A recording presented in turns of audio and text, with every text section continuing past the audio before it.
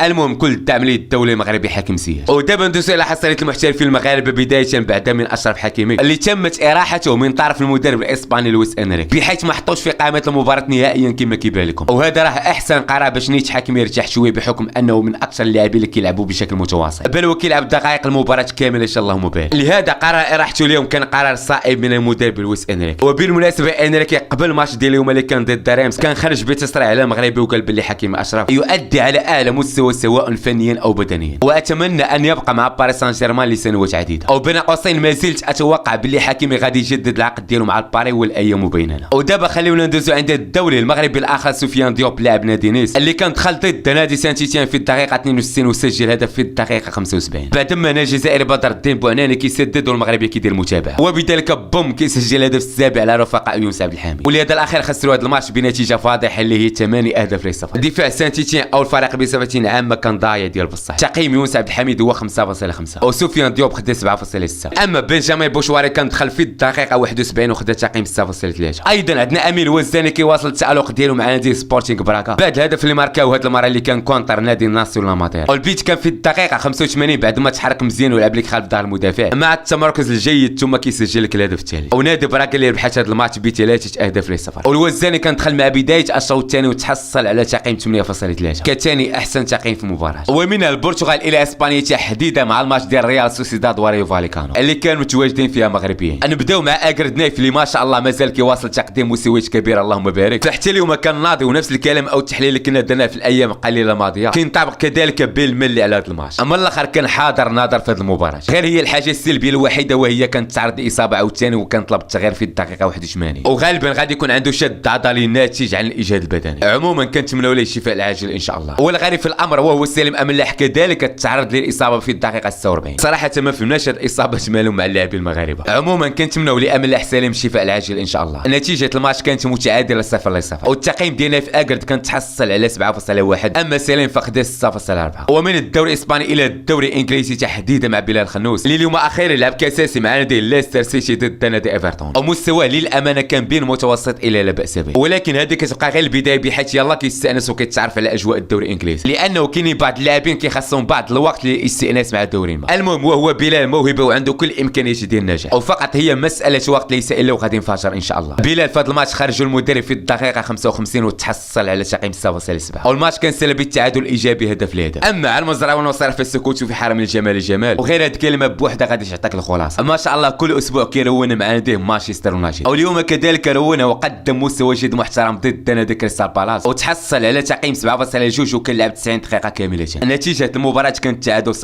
وختامها مسك مع اسامه الصحراوي اللي كان دخل في الدقيقه 67 كونتر نادي ستراسبورغ واللي في الدقائق اللي لعب كانت عنده تسديده واحده غير مؤطره وتحصل على تقييم 7.9. وحتى لنا غادي نقول لكم صافي وصلنا للنهايه وخير الكلام ما قال ودل. وكالعاده كان معكم اسلام في امان الله ومع السلامه.